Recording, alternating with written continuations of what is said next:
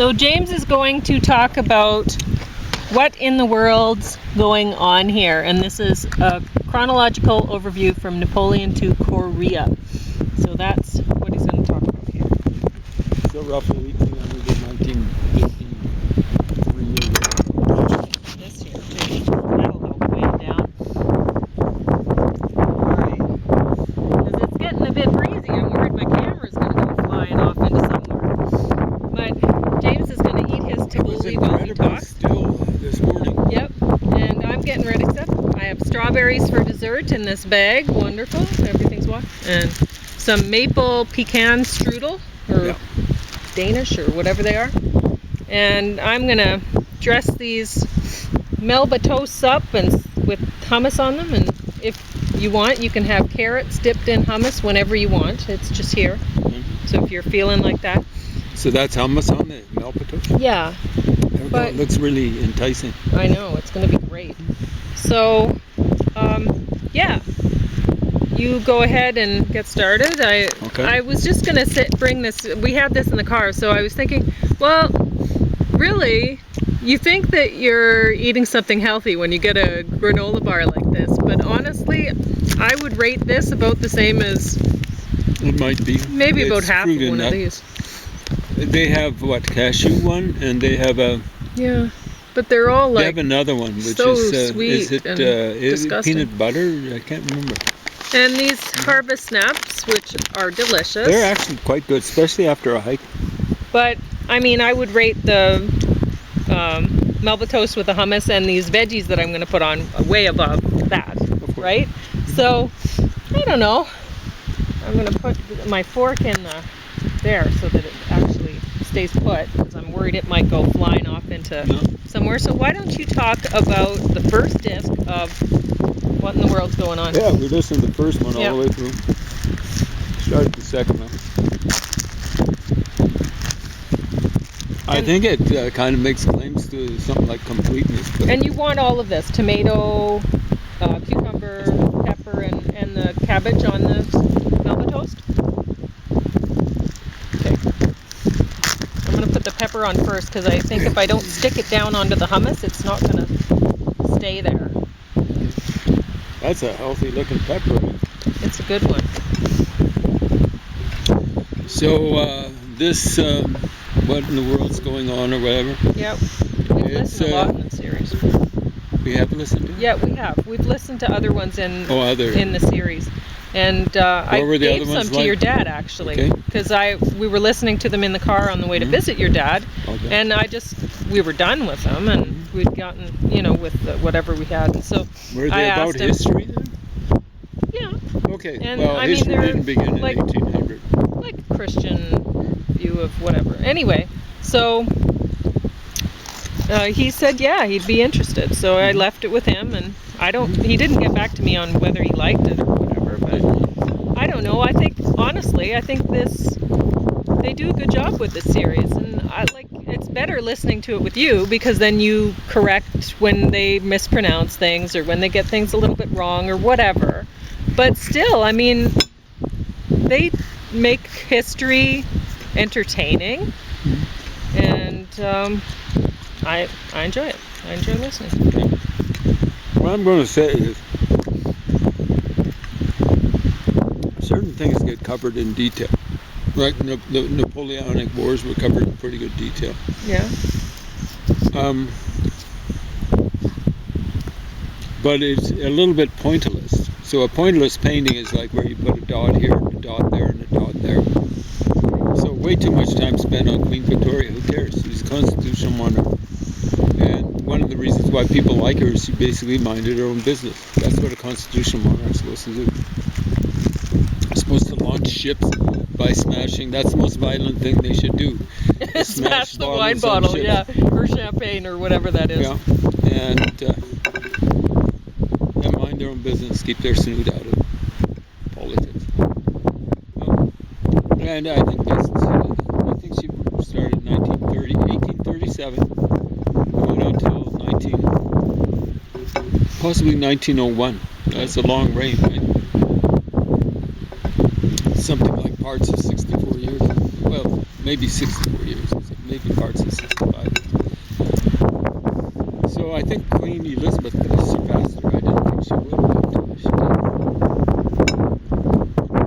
Queen Elizabeth might be the longest reigning monarch.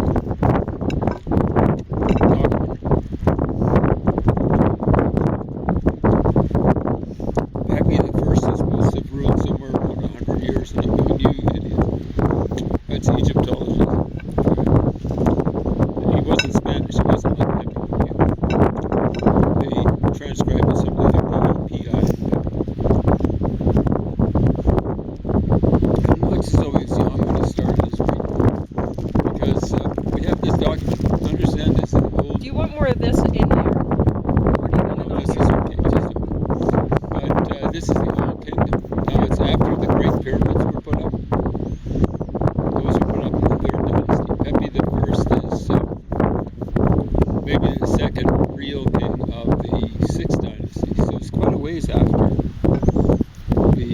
when the Great Pyramids were put up. Did I say 3rd dynasty? I should say 4th dynasty. The first pyramids were put up in the 3rd dynasty. But the big ones, it was a short dynasty, but glorious.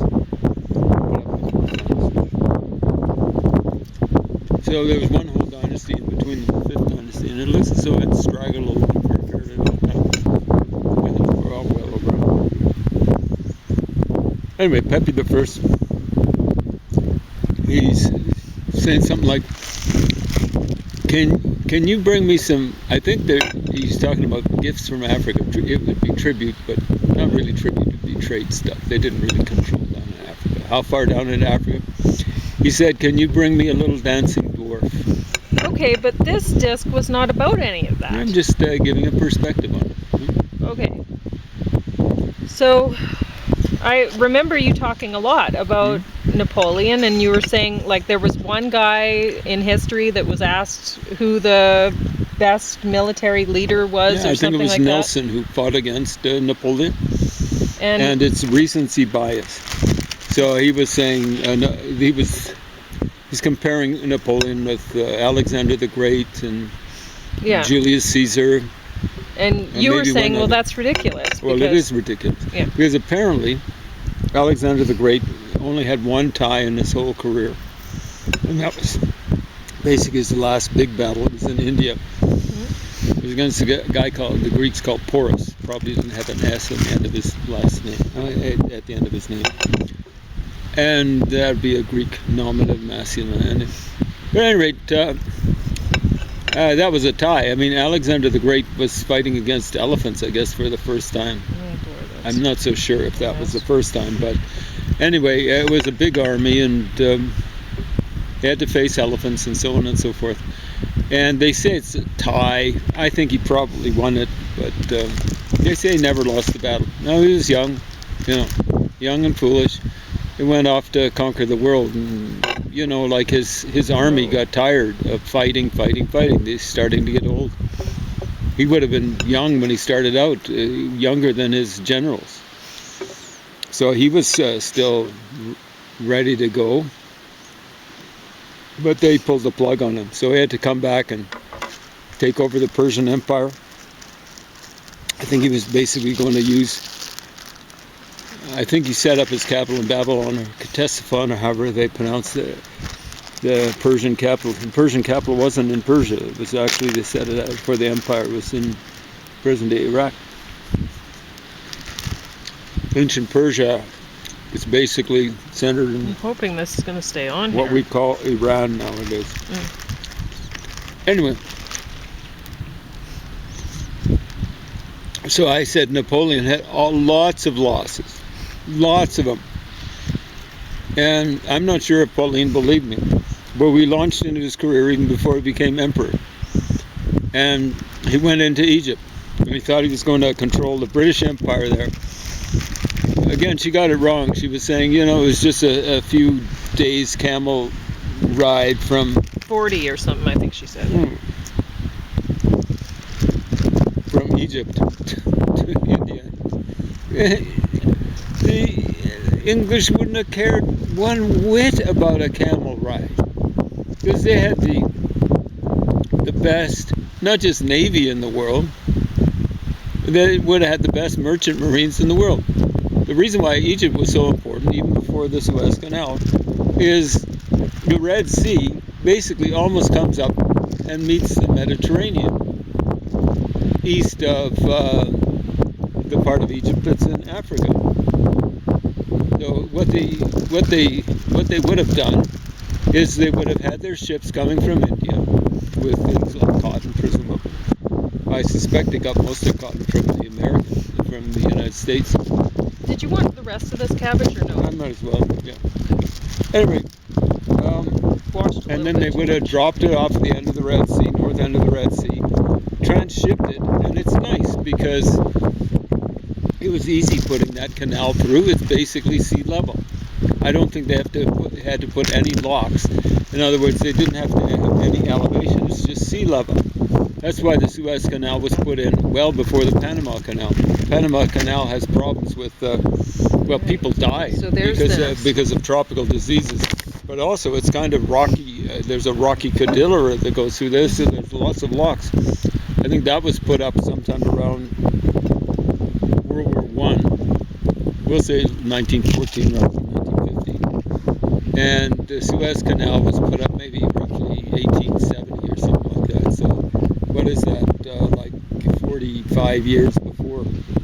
The challenges weren't that challenging. So what you'd have to deal with if you were the Brits is Arabs doing the usual thing. And understand it dates before Islam. Arabs they were called Haparu by the people around who were neighboring them around the time of King Tut. Now, he's conventionally dated to 1350. It's 1350. It's more like 870 BC. Okay? Almost 500 years wrong with Egyptology. And there are diplomatic letters that are addressed, I think some of them to King Tut, more to his dad and his granddad. And these are like coming from Babylon, present-day Iraq. What do you mean you didn't get our caravan? They must have been, the caravan must have been stopped by the Haparu Arabs, people from the northern Arabian Peninsula. At that point in time, they were just starting to be called Arabi, from what we can tell. Because if it's around 870, the first mention, I think, of the Arabi Arabs would be Shalmaneser III's Annals, and it would be 853 BC. I think from there, they actually showed is it Gindabu the Arab? He's escaping on a camel. Okay, but that wasn't in this DVD either. No, but I'm dealing with Suez Canal. Okay. History is long, and understand. Edward Said starts his history of the ancient Near East, what he calls Orientalism, with Napoleon's invasion of Egypt, 1798. I'm going, what? Yeah. History goes back before Islam. See, I'm trying to give a context for it. The Arabs, what they do is they hold up caravans, trading caravans. It didn't be camels, it would be donkeys and stuff like that. And these would be like coming from Babylon, going to Egypt and back and forth, right? Egypt, they'd be bringing gold. Mm-hmm. And, the Bible mentions, the Arabs would come down and they knew when harvest time would hit. They'd come down and waste the crops. I don't know if they had much use for it. I think they just did it for fun more than anything else. Your dad would like your tabbouleh because I put your tomatoes from your garden in it. The yellow ones are from your garden. That's awesome. Yep. I'd better eat these before the tabbouleh's going to get taken away. Anyway, history is long, and Edward Said didn't understand that he's thinking, imperialism starts 1798, forgetting that empire even precedes the Arab Empire, and the Turkish Empire, and then the Arab Empire before it, and empire,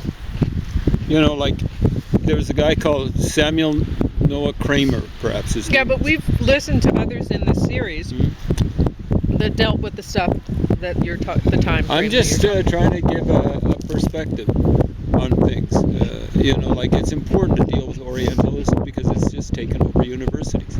People are going, you can't criticize anything east of Europe because that's Orientalism.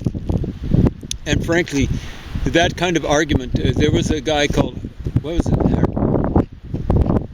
Harani or something like that, who knew, maybe he was a friend of Edward Said, and he said, that argument that you use there, isn't it a logical fallacy? And it is. Because, you see, like, it's maybe like something like the genetic fallacy.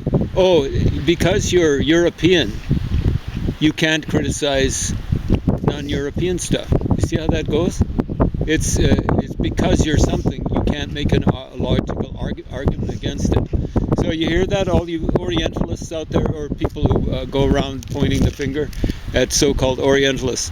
I want to do an Occidentalist study of the Muslim treatment of people to the east of them, people in India. I'm going to run across a book somewhere along the line, maybe interlibrary loan, written by a guy called Lal. I think that's Indic for red.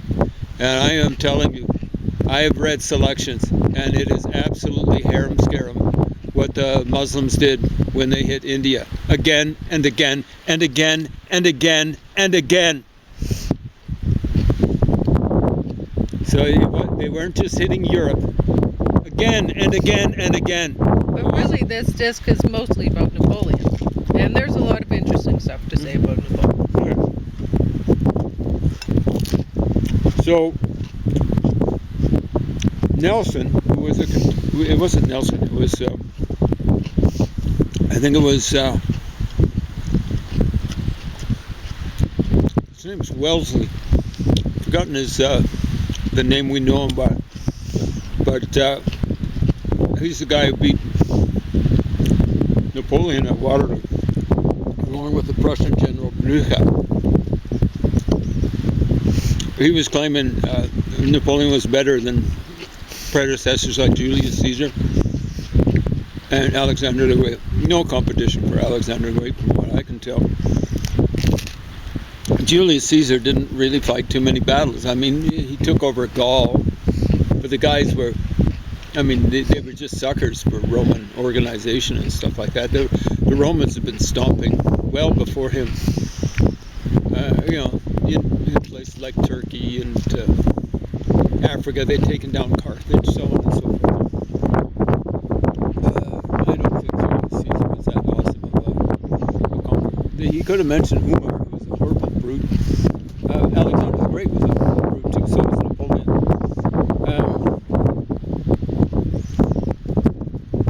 Umar was the second caliph, second successor to Muhammad, and he conquered a lot of the known world. Moved the Muslims into Africa, moved them into much of the Middle East and stuff like that. He was awful. At any rate, how much time?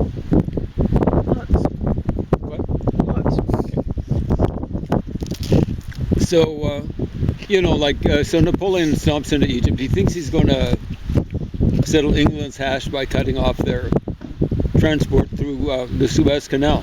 What's wrong with that picture? The British control the high seas at that point in time. And they did, basically up until the Americans took over their function during World War II.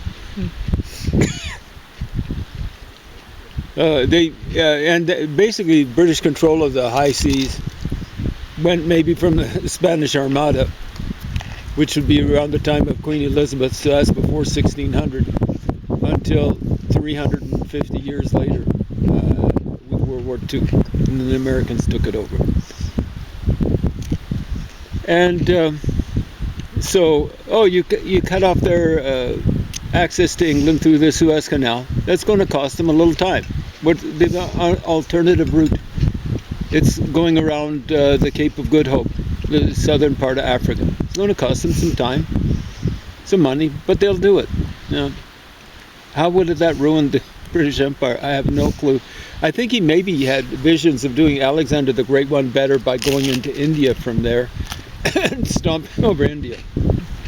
But just clueless, absolutely clueless. Now, the French Empire, the French population was bigger than England. In fact, is one of the weird things is if you actually look at the stats, check it out. I could be making it up. I don't make things up. Sometimes I make mistakes. But the French economy was actually bigger than the English economy. Do you know that?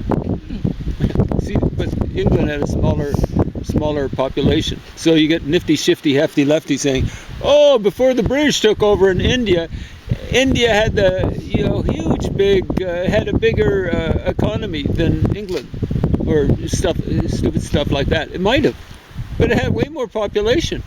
See, like if you've got like nowadays, India's not per capita GDP, but GDP is pretty large because of the population. It might be England itself. Its population might be 50 million. What's India? It's 100, and it's not 150 million. It's 10 times that. So it's 30 times the British population. If they had, and they don't, but if the average person, if they had per capita GDP in India of $10,000, their economy be the same size as England's.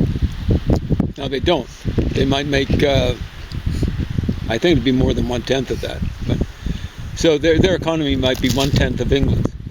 But, like the average person might make 1/15 of what the person in England makes. What that means is if you've got a higher per capita GDP, you can spend more money on things like navies and armies and navies and armies and nowadays air forces. See how that economy thing doesn't give a clear indication of how powerful a country is. And my suspicion is after England took over India's per capita GDP didn't go up much. It probably went up a little. Now, England surpassed it because England was had an industrial revolution. So they pretend as though England just intentionally, stomped the Indian economy. They didn't. What they did was they improved their own economy. So what happened was, the Indian economy would have been going up like this, but the English economy went up way higher. Oh, that's because they were taking advantage of India. No.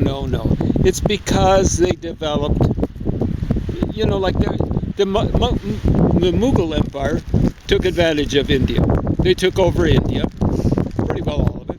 They had trouble in the south, so on and so forth. But, did they go like this? No, they didn't. Because they weren't interested in capitalism. They weren't interested in democracy. So they weren't able to develop. They didn't have an industrial revolution. You got that, you nifty, shifty, hefty lefties?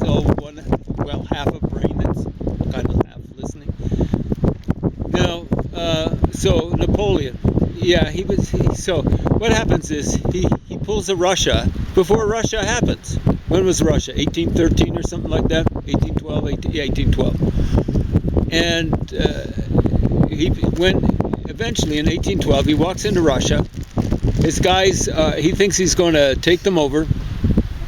His guys aren't equipped for winter. And what might have been worse than the winter was, you've seen what it's like in November here. Mm-hmm. Rain. And when the rain comes down, it's not warm enough to dry stuff out.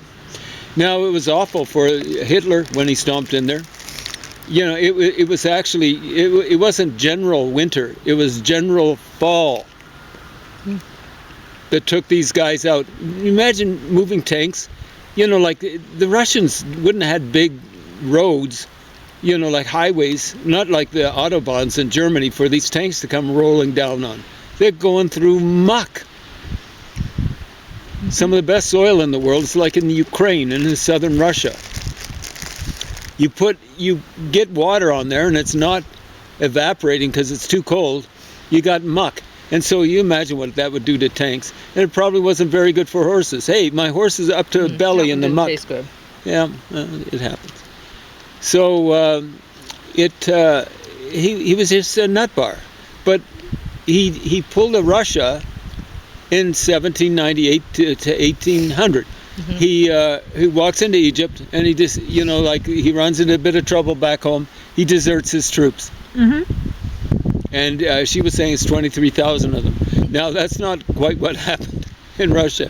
Apparently, he walked in there with over 500,000 men, 600,000. And was she saying 30,000 came out? I don't know. That's a low survival rate. Low survival rate. The guy was a nut bar. Now, he was going up against the British. If you want to take over Egypt and handle it, you got to supply it either through the Suez Canal or the Red Sea, and that's going a long way around Africa, and you got to deal with the English Navy, or you got to come through the Mediterranean, which is more likely. You come through Toulon. Yeah, that's I was mentioning Napoleon. That's now I think even now the head of the French Navy in the Mediterranean. Toulon. It's not Marseille. It's another place, and it's near Marseille. And So what happens is, she didn't mention it, but this is one of the great stories. When you're dealing with a dictatorship, the biggest people don't come to the fore necessarily. Did you notice how when he tries to take over in Spain, he makes one of his brothers the ruler of Spain? I don't think that sort of stuff ran in the family, being able to handle military stuff. Stuff doesn't really run too much in families. Like when I think of my brothers and sisters, they have very different skills from me. When he takes over Italy, I think he splits it up in two. Two of his brothers take over. I know you wouldn't think that Wellesley, this guy who headed the British Army, or Nelson, who had the British Navy, were related to British royalty or something like that. You see how that works out? So what happens is, the French are in Abu Qir Bay. It's near Alexandria, as I recall. And they're expecting the British to arrive. And they're lined up along the coast, and they've got their guns all pointed out towards where the British are coming from. I think it was Nelson. What he did was, they're anchored off the coast. They're not Nelson comes in, the British, whoever it was, comes between the ships and the seashore of Egypt. The French are going, hey, and that's about the last thing they say, because the Brits have got all their guns trained on the French, and the French, all they can do is shoot out to empty sea, Mediterranean Sea. That's what the French were dealing with. And really, when you're talking about Napoleon, he's an incompetent. Yeah, he won some big battles. She mentions Austerlitz. It's really Austerlitz, okay? And I don't think she mentions the Battle of Jena, Jena. But he won some battles, but it's against a bunch of stupid flunky empires. Against the Prussian Empire.